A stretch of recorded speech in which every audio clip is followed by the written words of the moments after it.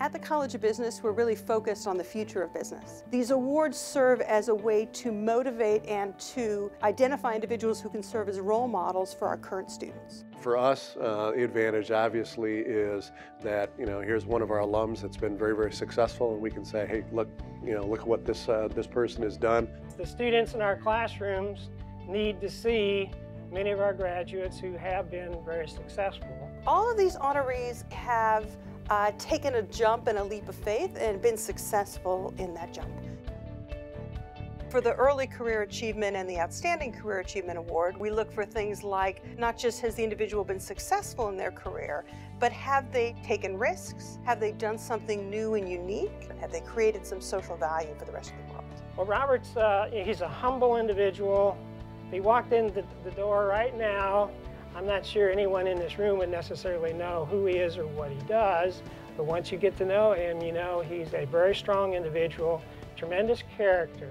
In fact, he spoke at our commencement this past May. When I went back and got my master's degree at UTA, it was a real challenge because I was in undergraduate school 20 years earlier. He actually, earlier in his professional life, spent several years as a member of the state legislature. I first ran when I was 23 years old, and so I got in young. And what I quickly realized is you have to make a decision, and you have to stand up, and you have to believe in it. But when you make a decision here, in an $800 million budget, and 6,000 people, and 1.1 million patients' lives you may be affecting, not everybody's going to applaud your decision. If you're not holding the hand of your patient and you don't have the tears of joy that they have because we saved their life, then you're going to make some pretty unwise financial decisions. We look to people for leadership, but we also look for them to be human as well. I think that's really important, that you have an ability to relate to people and you have an ability to understand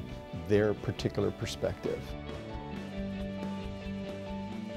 Nick Barber, of course, started a company kind of from scratch, and that's been tremendously successful. He had a working model, and almost immediately after the semester was over, he was implementing it. While I was in college, I, like a lot of college students, had to have a full-time job. I took a job working for an apartment community where I was living at the time, and that was a great experience because I got to know the apartment industry. I met a lot of people that were working as apartment locators, and I thought it was a business model that had some potential, had a lot of value for the consumer, but was done in a way that was kind of archaic. There are footprints of my time at UTA all over the culture of this company. The only way I personally am going to be happy and successful in business is if I do something that I feel adds value to the customer, that I feel is fair for the customer, and that I can, again, feel good about at the end of the day. For the Service Award, of course, we're looking for individuals, or in this case organizations, who have provided significant service to the college and to its students. And so we're especially looking for organizations or individuals who have taken actions or provided resources that have added value to our current students and our staff and our faculty. I was a Learjet pilot, I think, at the age of 21.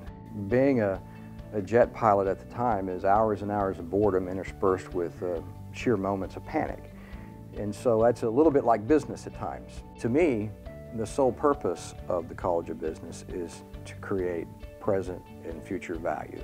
This generation of business students has a different take on life. They really do see themselves as change agents to the future. I think most people inherently are looking for some kind of transcendent cause. That's why I like the microfinance method, going into third world countries and not only giving them money, but teaching them how to use that money in a way that changes them and others for a generation to come. Having the opportunity to be a part of the scholarship program at the College of Business, I know that these students are going to create value not just to live a better life and to buy a bigger car, but they truly believe that they can change the world for the better. So what we really have highlighted here, and what these awardees have in common, is their willingness to go beyond just having a normal job and working 9 to 5, and really to launch something new and different and to create social value that wasn't there before they started.